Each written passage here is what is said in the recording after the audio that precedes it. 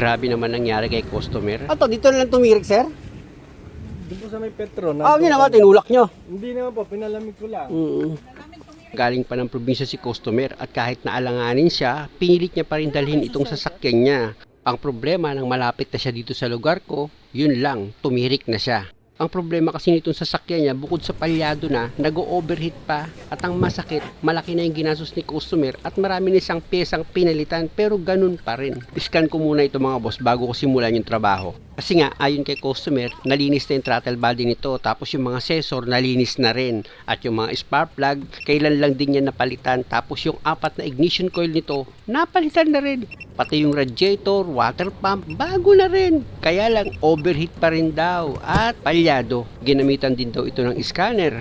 Actually mga boss, galing pa si customer ng Giginto, Bulacan. Ang problema, nung dumating sila dito, dinay-off ko talaga yung sarili ko at hindi ako tumanggap ng trabaho. Dahil nga sa tumaas yung dugo ko mga boss, umabot siya ng 160/95. Gustuin ko man tanggihan si customer, wala na akong magawa kasi tumirik na yung sasakyan niya at nandito na. Pindutin ko na nga itong report mga boss para malaman ko kung ano yung lumabas na problema. Yun lang, meron siyang misfire dito sa cylinder, yung number 3. 3 barrel pala ito mga boss, siguro pumutok bigla. I-check ko na nga yung makina nito mga boss para malaman ko kung ano pinanggalingan ng pagpalya pati yung pag-overheat niya. 4 na beses daw kasing pabalik-balik ito sa pagawaan mga boss, kaya lang talagang hindi nila mahuli yung pagpalya ng makina pati yung overheat kung saan nanggagaling. Direct to the point muna ako mga boss, punta na agad ako dito sa problema. Tanggalin ko itong ignition coil pati yung spark plug. Sabi ko kay customer, baka meron ka dyan pinagpalitan na ignition coil, i-check ko. Sabi niya meron daw. Original daw yun. Sabi ko sige kunin mo. Tapos itong spark plug, tanggalin ko yan para ma-check ko kung okay ba yung sunog niya. Kaya lang napansin ko mga boss, maitim yung sunog ng spark plug ni customer. Pero linisan ko lang muna yan para ma-testing ko pag in-start ko itong makina kung papalya pa siya. Siya nga pala mga boss, gaya ng lumabas sa scanner, nandito ko sa cylinder number 3. Diyan ako nag-check up ngayon. After ko malinis yung spark plug, ikinabit ko na yan. Tapos ito naman ngayon yung original na ignition coil. Papalitan ko yung dating nakakabit. Pero ayon kay customer, ayan daw yung pinaglumaan niya. Isubok ko lang muna yan mga boss para malaman ko kung papalya pa rin. Nagmamadali ako maggawa mga boss dahil nahihilo-hilo pa ako tapos hapon na. Alas 11 pa lang ng umaga nandito na si customer, kaya lang naging okay naman yung katawan ko, alas 3 na ng hapon. Sige nga sir, start mo. May check engine pa ba? Kaya ako naman ito na itanong kay customer kasi nung tumirik sila, naka-check engine daw. Pa-start ko na itong makina.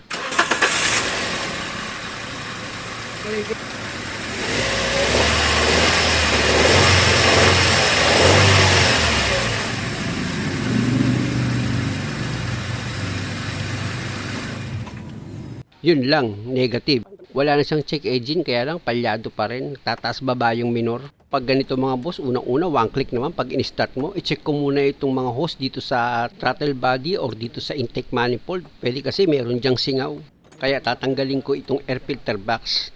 Meron lang naman yung 2 bolt na number 12 na tatanggalin ka. Tapos itong ground, yung wire, ayan mga boss yung tinanggal ko. Number 10 yung bolt na nakalagay doon.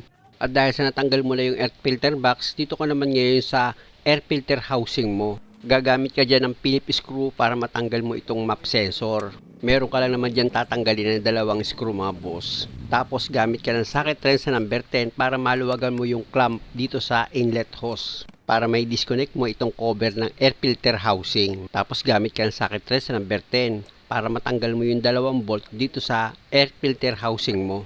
Alam niyo mga boss, habang tinatanggal ko itong air filter housing, yung hose na mga nakalagay dyan, chine-check up ko na yan siyempre. Unang-una kung hindi siya nakakonek o kaya meron siyang singaw o kaya nakatupi. Pero sa nakita ko mga boss, walang problema. Kaya ang ginawa ko dito, i-check ko na lang itong camshaft sensor niya. Bawat isa niyan mga boss, meron siyang socket wire. Hugutin nyo lang. Ang pwesto niyan mga boss, nasa dulo ng valve cover.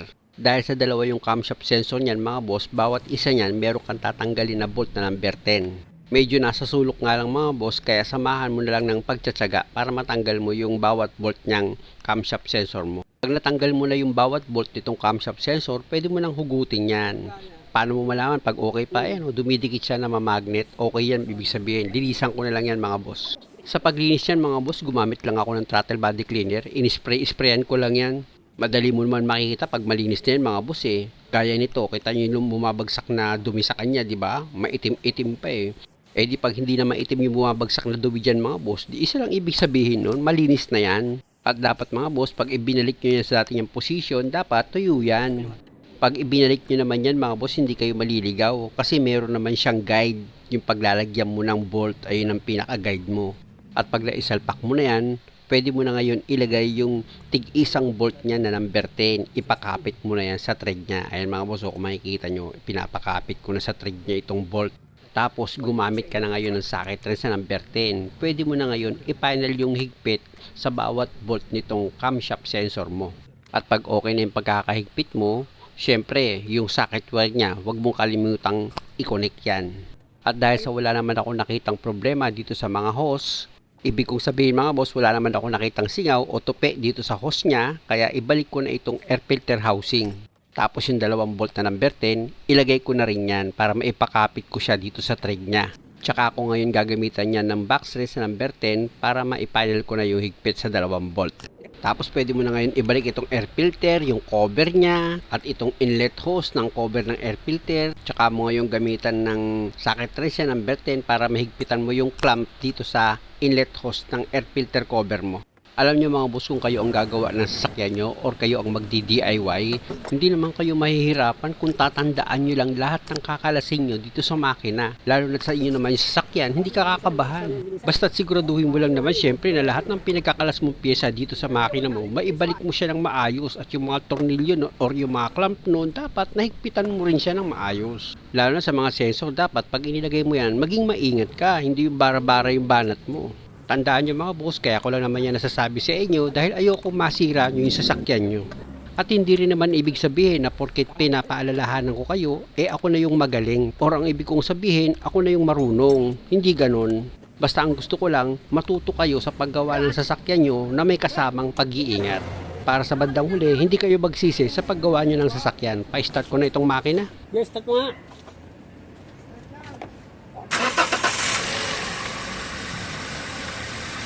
Wala mga boss, di ko na pinakita sa inyo. Ganun pa rin, naglalaro pa rin yung idle niya. Kaya ang pinakamaganda rito, sabi ko kay customer, papalitan ko na lang itong 4 na spark plug, tapos yung isang ignition coil, palitan ng bago. Isa pa kasi sa pinoproblema ko dito mga boss, grabing overheat ito. Biro mo, sa sobrang init ng makina, tumirik na ito. Kaya minsan, ayun ang inisip ko, baka nagkaroon ng singaw dito sa valve. Pero malakas pa rin yung loob ko na hindi dyan galing ang problema. Kasi yung ignition coil dito, yung pangatlo, ayon kay customer, ayan daw yung unang-unang napalitan. Balit matagal na rin daw ata yan, umabot. Pero wala pa siyang 1 taon. Nakalimutan ko na kung ilang buwan lang sinabi sa akin. Pero yung tatlong nakalagay ngayon na ignition coil, yung tatlo bago. Pero itong spark plug, wala pa rin daw yan 1 taon. Kaya lang nakita ko yung spark plug yan, hindi naman siya original eh. Kaya sabi ko kay customer, bumili siya ng original na spark plug, pati original na ignition coil. At sang mang-ayon naman siya sa akin. Sa pagtanggal nga pala ng spark plug nito mga boss, gumamit lang naman ako dyan ng socket wrench na number 10 para matanggal ko yung bawat bolt dito sa ignition coil. After nyan, pwede mo na ngayon hugutin yung socket wire dito sa ignition coil. Para ito namang ignition coil mo, pwede mo na siyang hugutin sa spark plug. Tapos gagamit ka naman ng spark plug wrench para itong 4 na spark plug, maluwagan mo naman siya. At pag sigurado ka nang maluwag na yung 4 na spark plug, at dahil sa malalim yung pwesto ng spark plug mo, gamitin mo ngayong pantanggal itong ignition coil mga boss. Itutusok nyo lang naman itong ignition coil dito sa spark plug. At dahil sa goma itong dulo ng ignition coil nyo, pag itunusok mo yan dito sa dulo ng spark plug, kakapit itong spark plug kaya may aangat mo siya. Kaya lang mga boss, siguraduhin nyo naman naluwagan yung maigi yung spark plug para pag tinusok nyo yan ng ignition coil, pagkapit ng spark plug, may angat nyo siya. Gaya niyan mga boss, tanggal ko na yung pang-4 na spark plug. I-check ko naman ngayon yung pinanggalingan ng overheat nito mga boss dahil nga sa meron naman na ako dyang idea. Mag-ilaw ako dyan mga boss para maliwanag. Yon, dahil nga sa eto na lang ang nakikita kong hindi ginalaw eh. Pero kung pansinin nyo itong panya, meron siyang kaunting kalog na pwedeng panggalingan ng paghina ng pagbuga nitong pan. Kaya nga, mahaba yung takbo ni customer bago siya mag-overheat eh. Ayon sa kwento niya eh. Kaya dyan ako nag-base sa kwento ni customer. Dahil nga sa nagpalitan siya ng radiator, nagpalitan siya ng water pump. Tapos pag tumagal na sa biyahe, nag-overheat pa rin daw. O di ibig sabihin, ito ang fan blade niya, kita nyo may kalog siya. Ibig sabihin, yung motor niyan may problema. Kaya kailangan dyan palitan. Dahil pag ganyan, hihina yung buga ng hangin na pwedeng pagmulan ng overheat. Ay naku, talagang mataas pa yung dugo ko mga boss, kaya bukas na ito, hapon na rin. Masama talaga yung pakiramdam ko mga boss, kaya lang naawa ko kay customer dahil malayo pa sila. Kaya lang wala akong magagawa, uuwi sila nang wala silang dalang sasakyan. Mag-aano lang sila, magkukommute. Isa pa mga boss, alas 5 na rin ng hapon, wala na rin silang mabibilhan ng pyesa. Kaya matik talaga, bukas na ito matatapos kung loloobin ng Panginoon. Naawala ako dito kay customer dahil unang-una, panibagong gastusan na naman itong kakaharapin niya. Biro nyo, matagal na palang nag-overheat itong sasakyan niya. Pachani-chani yung palit ng pyesa, di kawawa talaga si customer pag ganon. Ganon pa man, wala tayong magagawa kundi charge to experience na lang kay customer. Muli mga boss, maraming salamat sa panonood. Sana nakakuha kayo ng idea at kung maaari, huwag nyo naman sana kalimutang mag-subscribe sa channel ko. Kayo na bahala humusga dito sa auxiliary pa ni customer kung talaga bang may sira yan. Actually, ayan mga boss, kakalugin ko yan. Malakas yung kalog nitong fan blade niya. Maraming salamat sa panonood.